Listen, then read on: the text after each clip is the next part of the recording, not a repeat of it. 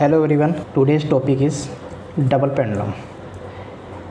जो double pendulum है हमारा वो 2 डिग्री ऑफ फ्रीडम सिस्टम का पार्ट है और इसको हम डिस्कस करते हैं कि ये कैसे इसमें इसकी वाइब्रेशन कैसी होगी, कैसे इसकी इक्वेशंस ऑफ मोशन बनेंगी, कैसे इसके प्रिंसिपल मोड्स निकाले जाएंगे, कैसे इन मोड शेप्स को ड्रॉ किया जाएगा।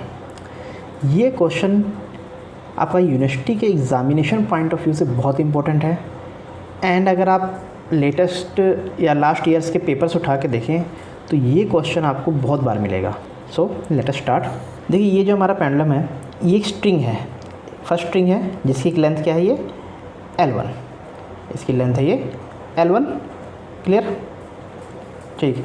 और इस पर मास लगा हुआ है अटैच M1। दूसरा स्ट्रिंग इस मास M1 के नीचे है जिसकी लेंथ है L2 और इसका जो मास सबसे एंड में लगा है वो है M2, क्लियर। सपोज हमने इस मास M2 को होल्ड किया और डिस्प्लेस किया, इस तरफ लेकर गए हम, क्लियर।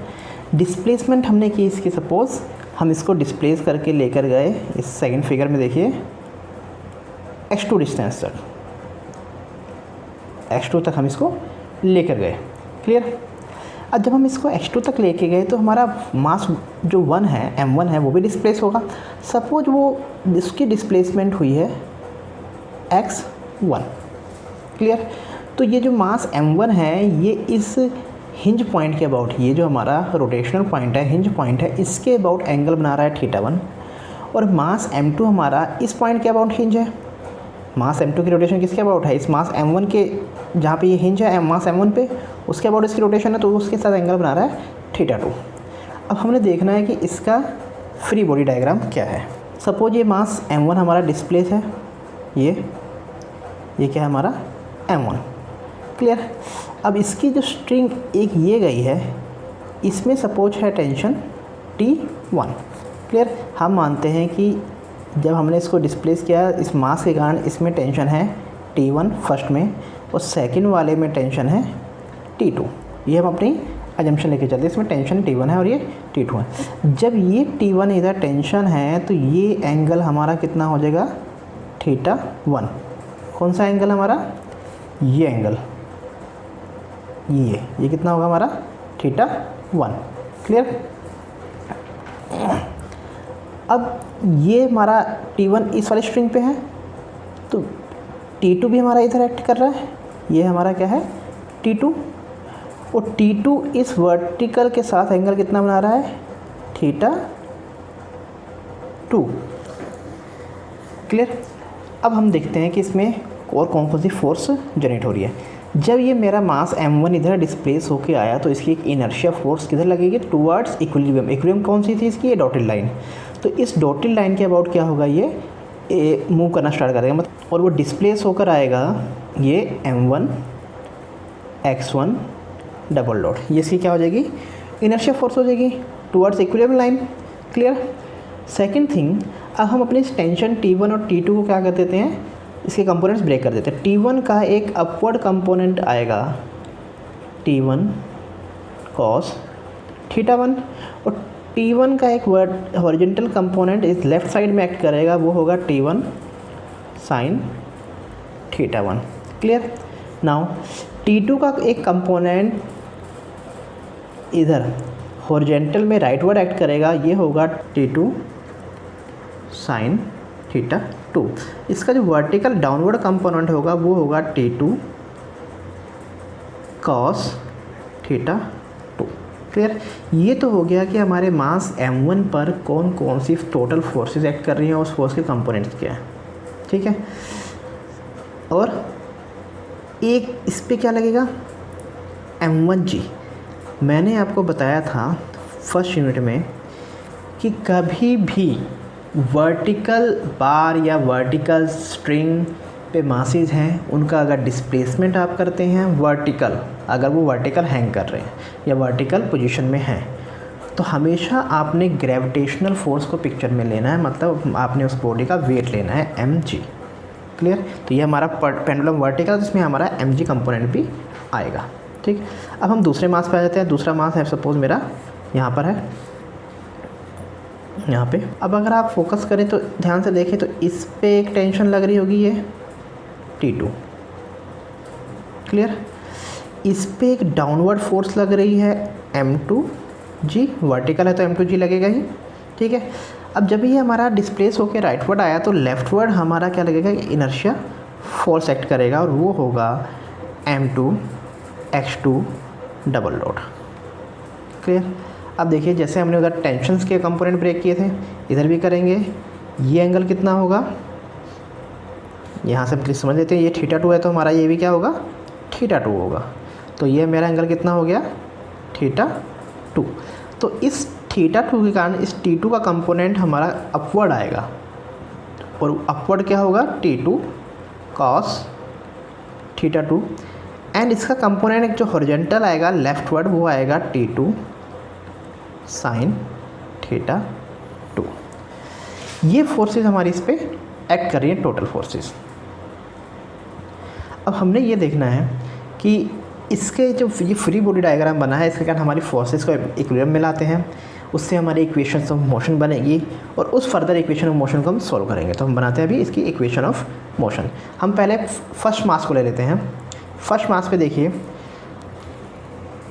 हॉरिजॉन्टल फोर्सेस कौन सी लग रही हैं, हॉरिजॉन्टल फोर्सेस। क्लियर।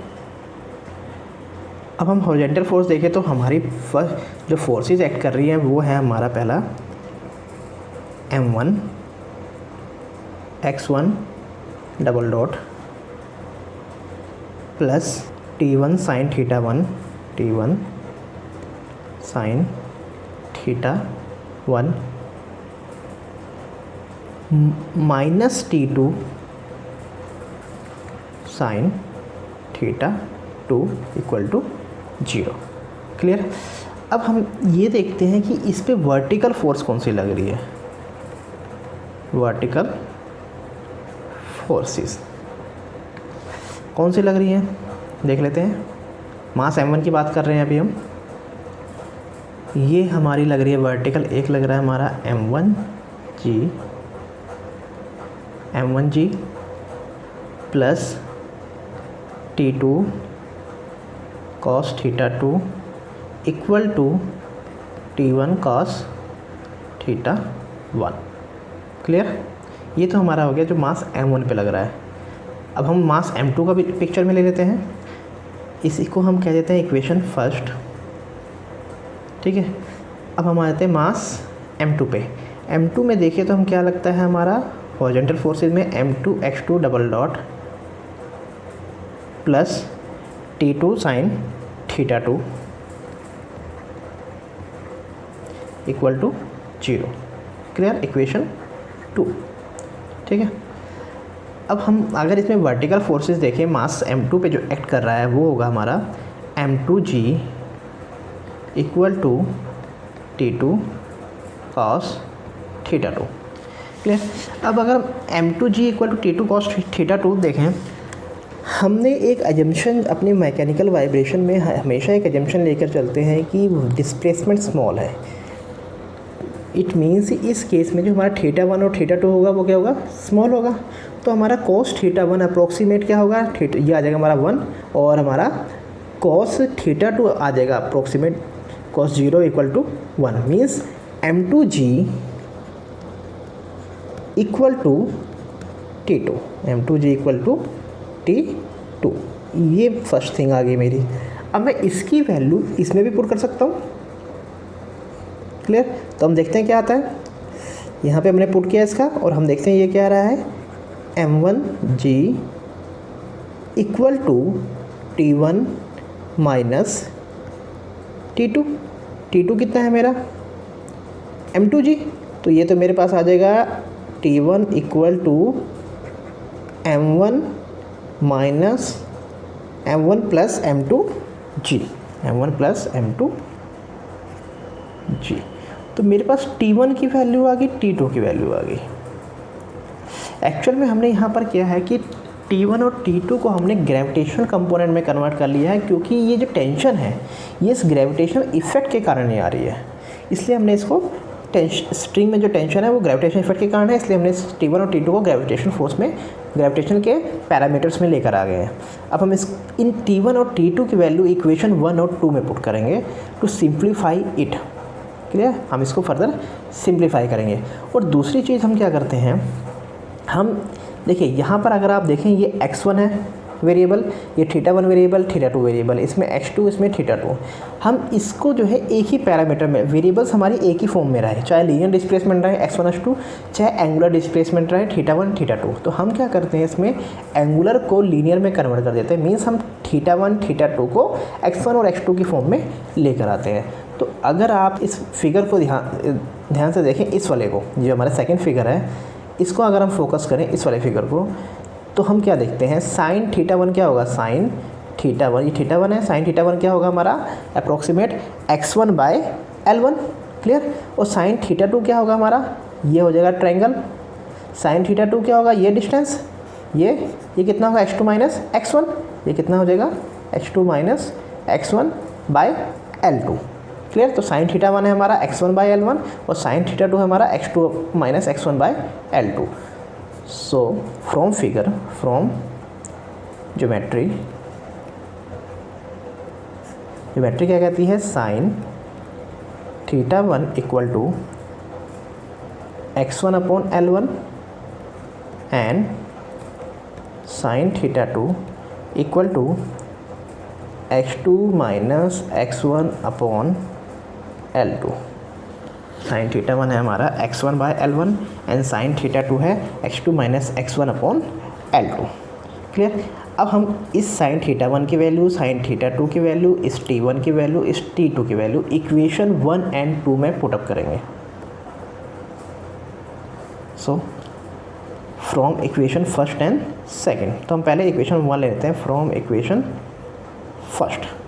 क्लियर, तो फ्रॉम इक्वेशन फर्स्ट हमारा क्या था, हमारी इक्वेशन फर्स्ट क्या थी, इक्वेशन 1 है हमारी m1 x1 double dot plus T1 sine θ1 minus T2 sine θ2 equal to 0। Clear, हम इसको सिंप्लीफाई कर लेते हैं।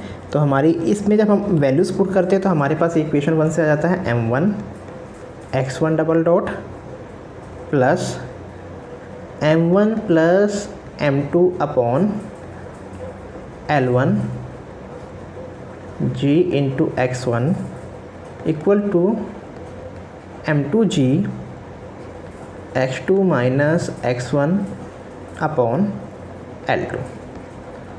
क्लियर,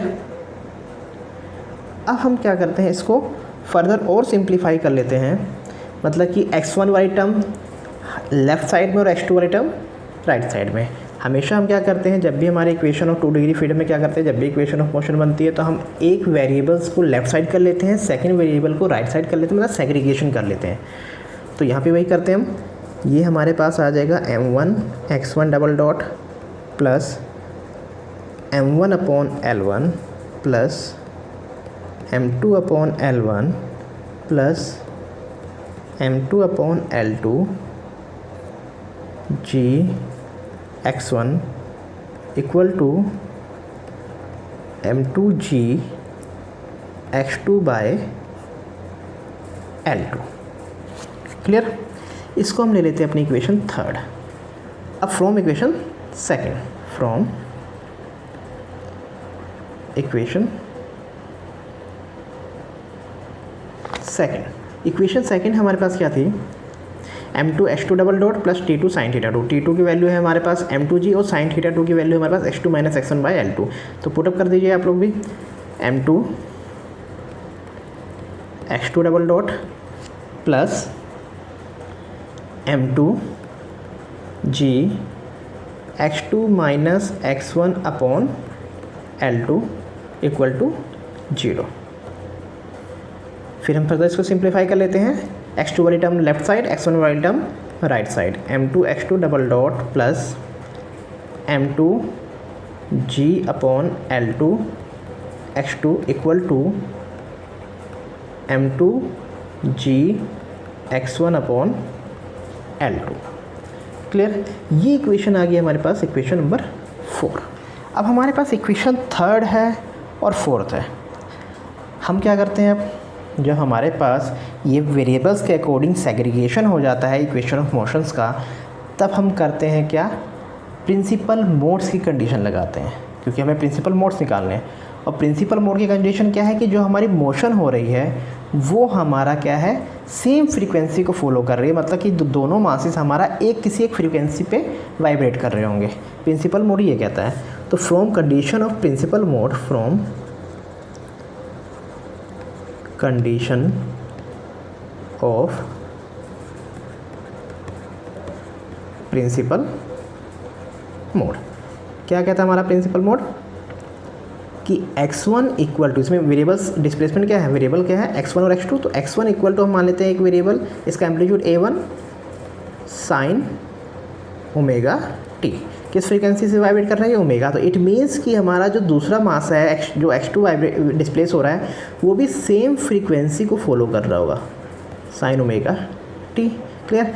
तो यहाँ से x1 डबल डॉट और यहाँ से x2 डबल डॉट, क्या आएगा मेरे पास x1 डबल डॉट माइनस में a1 omega square sine omega T, और यहाँ से क्या आ जाएगा हमारे पास x2 डबल डॉट माइनस में a2 omega square sine omega T. Clear. अब देखिए x1 double dot x2 double dot की वैल्यू हमें इक्वेशन थर्ड और फोर्थ में पुट करनी है, और पुट करने के बाद ये जो हमारी इक्वेशन है सिंप्लीफाई होने के बाद ये हमारे पास आ जाती है from equation third,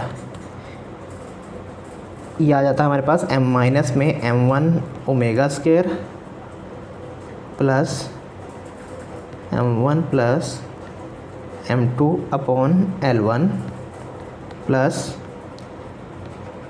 m2 upon L2 g to में a1 equal to m2 g upon L2 a2। Clear. अब इसमें से हम a1 बाई a2 निकाल लेते हैं। This equation implies a1 by a2 equal to m2 L2 upon m2 by L2 on g। अब यहाँ पे m1 plus m2 upon L1 plus m2 upon L2 g minus m1 omega square. Clear. हम इस equation को ले लेते हैं fifth equation. Now from equation four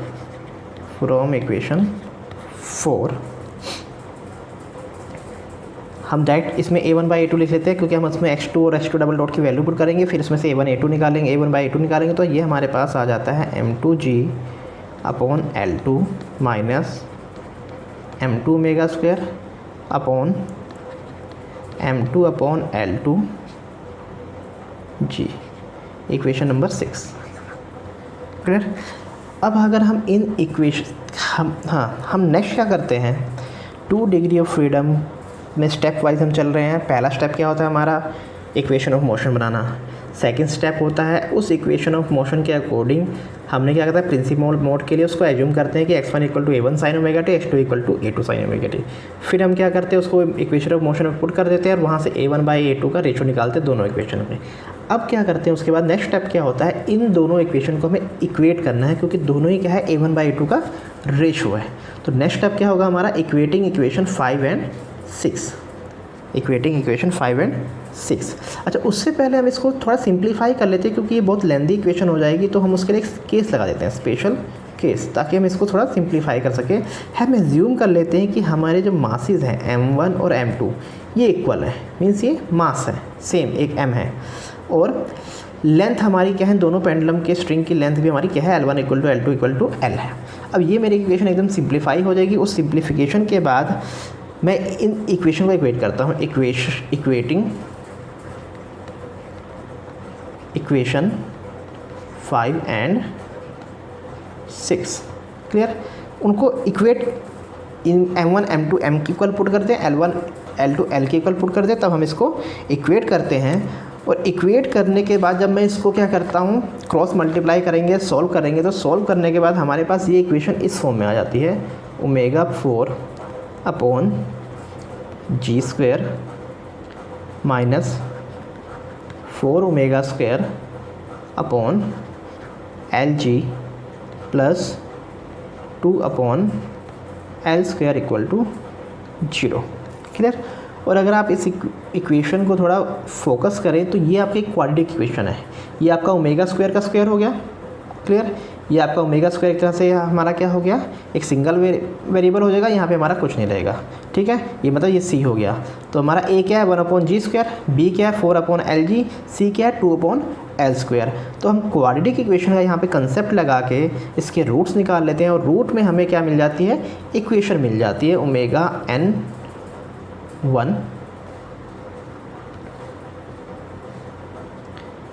n1 equal to, ये हमारे पास में आएगा रूट में g/l 2 माइनस √2। क्लियर। एंड सेकेंड रूट हमारे पास आएगा square root of g/l 2 plus √2। ये इक्वेशंस आपको सॉल्व करनी है। पहले आपको इक्वेट करके इस फॉर्म में लेके आना है, इस क्वाड्रेटिक इक्वेशन की फॉर्म में लेके आना है, तब आपने वहाँ से ये रूट निकाला। ये आपको करना पड़ेगा। यहाँ पे मैंने डायरेक्ट लिख दिया है। ठीक है। अब देखिए ये हमारे पास आ गई फ्रीक्वेंसी।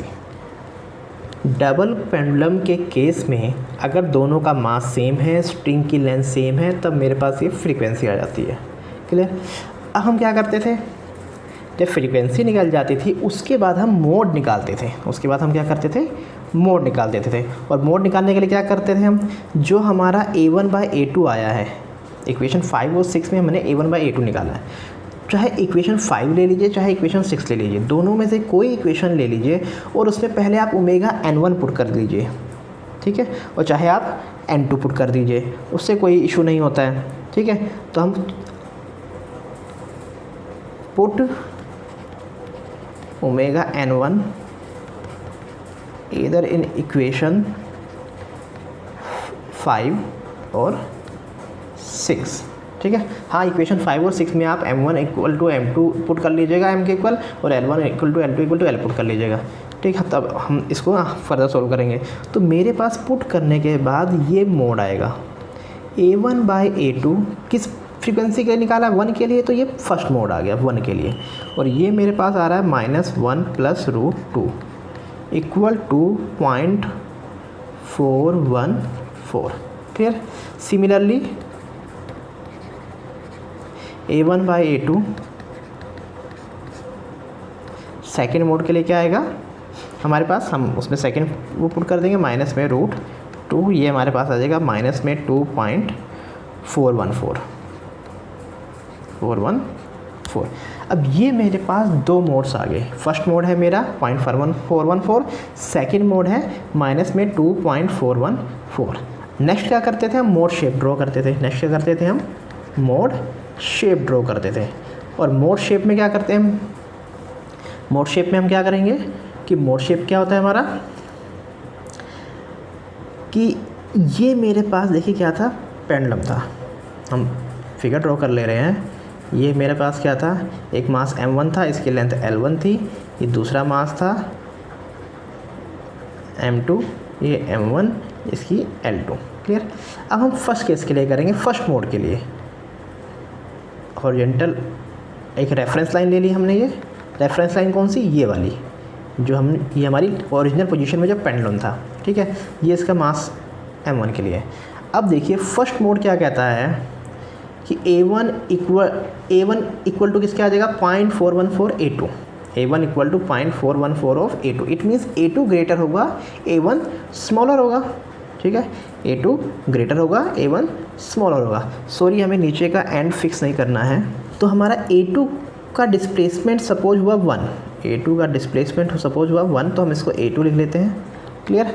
अब देखिए a1 कितना होगा, a1 जो है a2 का 0.414 होगा, मीन्स स्मॉलर होगा इससे। ठीक है।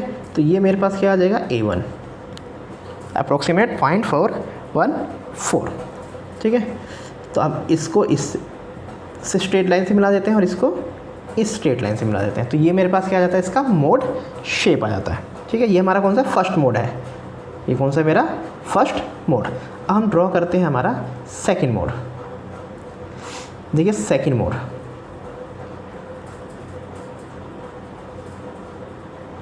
ठीक, ये दो मासेस थे मेरे यहाँ पे।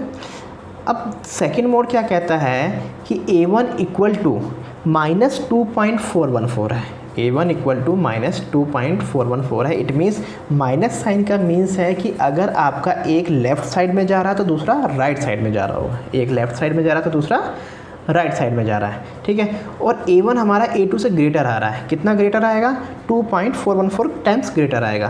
तो सपोज A1 है मेरा A2 है मेरा 1, A2 मेरा 1 है, A1 कितना होगा, इसका 2.414 टाइम्स ग्रेटर होगा, लेकिन अपोजिट डायरेक्शन में, क्लियर। तो ये मेरा आ जाएगा ये, और ये कितना होगा 2.414 ऑफ A2 होगा। ये कितना था मेरा A1 0.414 ऑफ A2 था, ये 2.414 ऑफ A2 है, क्लियर। तो इसको हम अब क्या करते हैं, ज्वाइन कर देते हैं ये इस वाले पॉइंट से, ठीक है। तो देखिए ये पॉइंट हमारा क्या आ रहा है, इक्विलिब्रियम पे आ रहा है। जब मेरा ये पेंडुलम वाइब्रेट करेगा तो ये पॉइंट मेरा क्या रहेगा, उस मीन पोजीशन पे रहेगा, क्लियर। तो ये हमारा हो गया mode shape, first mode shape and second mode shape. तो हमने क्या क्या निकाल दिया इसमें, पहले इक्वेशन ऑफ मोशन बनानी है, देन इक्वेशन ऑफ मोशन बनाने के बाद हमने क्या करना है, उसको एज्यूम करना है प्रिंसिपल मोड के लिए कि x1 equal to A1 sine omega T, x2 equal to A2 sine omega T. Then हमने उसमें उस इक्वेशन ऑफ मोशन में x1 और x1 double dot, x2 double dot की वैल्यू पुट कर देनी है। उसकी वैल्यू पुट करने के बाद हम A1 बाई A2 निकालेंगे दोनों इक्वेशन से, फिर उन दोनों इक्वेशंस को हम इक्वेट कर देंगे, A1 बाई A2 को दोनों साइड की इक्वेशन से इक्वेट कर लेंगे। फिर हमने स्पेशल केस ले लिया, अगर आपके पास न्यूमेरिकल आता तो उसका डाटा दिया होगा, आप डायरेक्ट डाटा पुट कर लीजिए, सोल्व कर लीजिए, ठीक है। हमने क्या किया, उसको सिंप्लीफाई करने के लिए लेंथ सेम ले ली, मासेस सेम ले लिया, उसको सिंप्लीफाई करके हमने इसके फ्रीक्वेंसी निकाल दी। फ्रीक्वेंसी निकालने के बाद हमने क्या किया, वो पहली फ्रीक्वेंसी को A1 बाई A2 में पुट किया तो एक मोड शेप आया, दूसरी फ्रीक्वेंसी को A1 बाई A2 में पुट किया तो दूसरा मोड शेप आया, मोड आया। फिर हमने उस मोड की हेल्प से मोड शेप ड्रॉ कर दिया। तो ये हमारा क्या हो गया,